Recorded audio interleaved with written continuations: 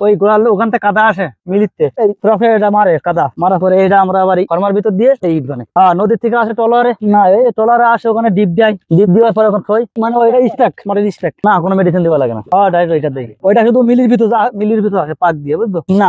তাড়াতাড়ি না বানালে আমার আবার এটা হলো প্রোডাকশনে। হ্যাঁ, যত বানাতে পারবো তত টাকা প্রতিদিন। হিসাবটা মনে করে 2000 মাল, মনে করে এই ফরাসটাই 2000 মাল। এবার মনে করো যে 50টা ফরাস উঠতে, হ্যাঁ একটা ফরাসে 2000 মাল, মানে 50টা ফরাস মনে করলো উঠলো সপ্তাহে। হ্যাঁ, মানে এক সপ্তাহে 50টা ফরাস, তাহলে 50টা ফরাসে কত? 1 লাখ। এইভাবে হিসাব করি আমরা, 1,05,000। না, এটা মেন হলো সর্দারের কাছে যাইবে 1,05,000। এই ড্রাইভার মনে করো যে যেরকম বেতন তার সেরকম দেবে, আর বাকিটা সর্দারে কি দেবে, মানে আমার খাওয়াই দেয়, মনে করি এনারা তো 20,000। মাটিটা যদি নরম থাকে তাহলে আর কোপান লাগতো না, আর যদি শক্ত থাকে, এরকম শক্ত থাকে, তাহলে কোপায় আবার পানি দেওয়া লাগে।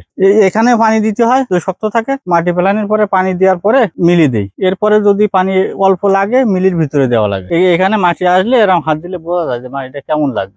এরপরে এই যে গাড়ি এখানে এসে ঢুকিয়ে দেবে, এখান থেকে মাটি নিয়ে আবার ওখানে দিয়ে আসবে।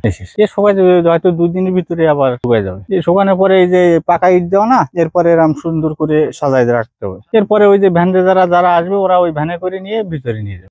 এখনো 15-20 দিন না, আমাদের কাজ চালু হয়ে গেছে। এখন হঠাৎ করে তো অল্প মাল দিয়ে তো চুলো দেওয়া যায় না, মানে 20-25 হাজার মাল যখন হয়ে যাবে লোড, সে সময় চলে যাবে। এই মাটিটা এখান থেকে নেওয়া হয়। ওই যে বোটে এদিক দিয়ে ওদিক দিয়ে মাটি, মোটামুটি মাটি হইলে হইবে না, সব মাটি আঠালো মাটি হলে ইটটা কেটে যায়, আর একটু মানে বালি বেশি হলে আবার ইটটা মানে মানে মেলায় পড়ে আর কি। বেলে 10 মাটি, যে পলি মাটি যেগুলো ওই মানে পলি পড়ে নদীতে, এগুলো। হ্যাঁ, এখানে তো মনে করেন প্রত্যেক বছর এখান থেকে মাটি উঠায়, তো এরা তো প্রত্যেক বছর ওই এসে পলি পড়ে যখন উঁচু হয়ে যায় কেটে উঠে যায়। সব মালিকের মাটি কিনে আনবে, কিন্তু সেটা হলো কোম্পানির তরফ থেকে, এটা আমাদের কোনো দেখার বিষয়। আমরা অল্প কয়েকজন, আমাদের বাড়ি সাতক্ষীরা। হ্যাঁ, সাতক্ষীরা থেকে আসি, মনে করো আমাকে সর্দার এই মিল নেয় সাহেবের কাছ থেকে। তারপরে এবার মানে সর্দার আমাকে লোক করে গ্রামে, তো যায় কাজ রাখিছি বরিশাল, ওখানে কি কাজে যাবি? আমরা বলি হ্যাঁ যাবো। আমাকে টাকা দিয়ে আনে, অ্যাড্রেস টাকা দিয়ে। আমাদের বাসা হয়তো এটা 6 মাস থাকে ওইটাই। হ্যাঁ, আমাকে বাউসি আছে, বাউসি পাক করে।